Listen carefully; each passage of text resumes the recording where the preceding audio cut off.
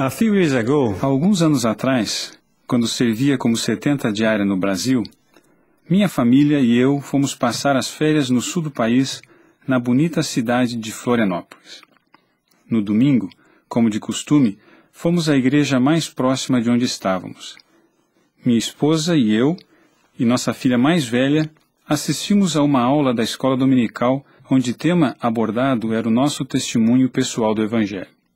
Em certo ponto da lição, a professora perguntou aos alunos quem gostaria de compartilhar alguma experiência marcante que tiveram quando buscavam o seu testemunho sobre a igreja.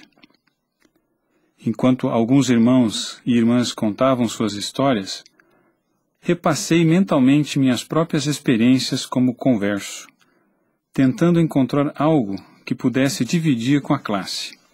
Pois por mais que eu procurasse, não consegui pensar em nada muito marcante em meu processo de adquirir um testemunho.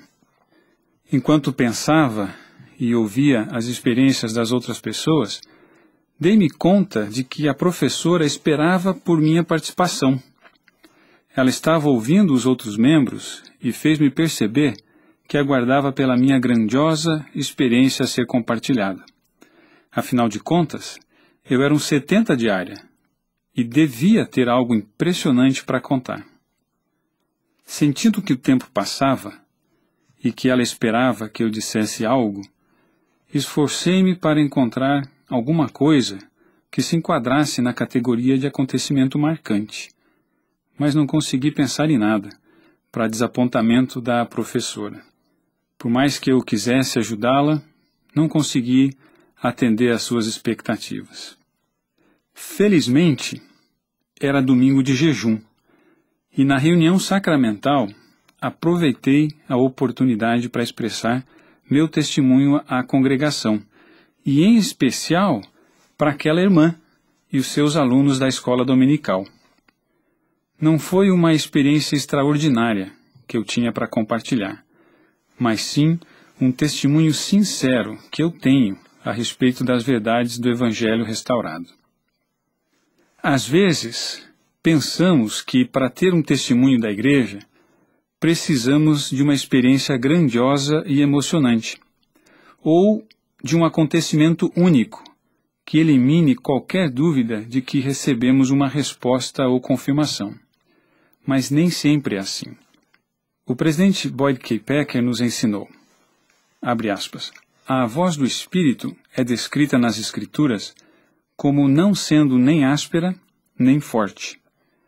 Não é uma voz de trovão, nem uma voz de ruído tumultuoso, mas sim uma voz mansa, de perfeita suavidade, semelhante a um sussurro, que penetra até o âmago da alma e faz arder o coração. Lembrem-se de que Elias descobriu que a voz do Senhor não estava no vento, nem no terremoto, nem no fogo, mas era uma voz mansa e delicada. O presidente Boyd K. Packer prossegue dizendo, o Espírito não chama nossa atenção gritando ou sacudindo-nos com força. Ele sussurra. Ele nos afaga tão gentilmente que, se estivermos preocupados com alguma coisa, talvez não sintamos nada. De vez em quando, ele nos chamará com suficiente firmeza para que prestemos atenção. Mas na maioria das vezes, se não prestarmos atenção ao delicado sentimento, o Espírito irá se retirar e esperar que o busquemos e o ouçamos, e digamos à nossa própria maneira o mesmo que Samuel disse no passado. Fala, Senhor, porque o teu servo ouve. Fecha aspas. Grandes acontecimentos não são garantia de que o nosso testemunho será forte. Lamã e Lemuel são um bom exemplo disso. Eles receberam a visita de anjos, mas depois, quase no minuto seguinte, já estavam questionando a vontade do Senhor. Alguns grandes líderes desses últimos dias também podem nos ensinar algo a respeito deste princípio. Eles foram ensinados do alto, na época da restauração, mas ainda assim não foram fortes o suficiente para perseverar até o fim. Essas experiências nos mostram que o receber o testemunho da voz mansa e delicada pode, às vezes, ter um impacto mais forte em nosso testemunho do que a visita de um anjo. Como um jovem rapaz, em Porto Alegre, Brasil, sendo ensinado a respeito da igreja por 2 sisters missionárias, eu lembro que esperava receber uma resposta para minhas orações com algo grandioso e indiscutível. Isso nunca aconteceu. Mas isto não significa que eu não tenha desenvolvido uma certeza suficiente para afiliar-me à Igreja Restaurada. Alma nos ensina sobre esse processo de formação de um testemunho. Ele diz: mas eis que, se despertardes e exercitardes vossas faculdades, pondo à prova minhas palavras, e exercerdes uma partícula de fé, sim, mesmo que não tenhais mais do que o desejo de acreditar, e eu penso que esse era o meu caso como pesquisador, deixai que esse desejo opere em vós, até acreditardes de tal forma que possais dar lugar a uma porção de minhas palavras. Desde aquela época, como pesquisador da igreja, e depois como missionário, e mais tarde como pai e líder, todas essas experiências juntas formaram um conjunto de experiências e sentimentos, pequenos em sua maioria, mas que não deixaram dúvida de que a semente é uma boa semente. Alma continua seus ensinamentos a respeito do testemunho. Ele diz assim: comparemos a palavra a uma semente.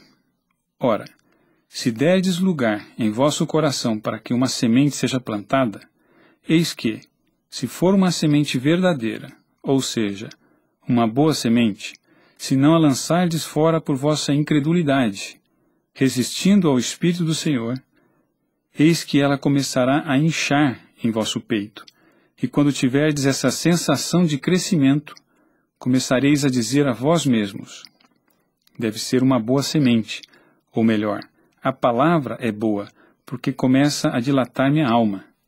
Sim, começa a iluminar-me o entendimento. Sim, começa a ser-me deliciosa. O testemunho, portanto, pode vir para algumas pessoas por meio de um acontecimento único e marcante, mas para outros pode vir através de uma sequência de experiências talvez não tão extraordinárias, mas que, quando combinadas, testificam de modo indiscutível que aquilo que estamos aprendendo e vivendo é verdadeiro. Hoje, depois de muitos anos como membro da Igreja de Jesus Cristo, dos santos dos últimos dias, talvez eu não consiga lembrar da maioria das experiências que formaram o meu testemunho.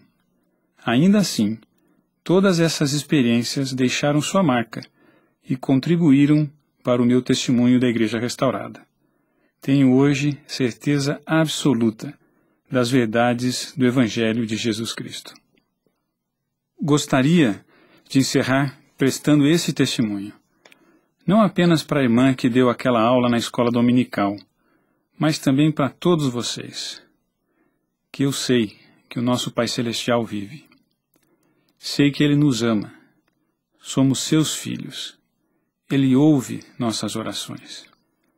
Sei que Jesus Cristo é nosso Salvador. Ele morreu, ressuscitou e expiou pelos nossos pecados. Sua expiação tem me abençoado todos os dias de minha vida. Testifico-lhes que a Igreja de Jesus Cristo foi restaurada nesses últimos dias pelo profeta Joseph Smith. Ele foi um profeta de Deus. Sei que hoje somos liderados por um profeta vivo, o presidente Thomas S. Monson. Sei que ele é um profeta para os nossos dias, assim como Moisés, Abraão e Isaías foram para os seus dias.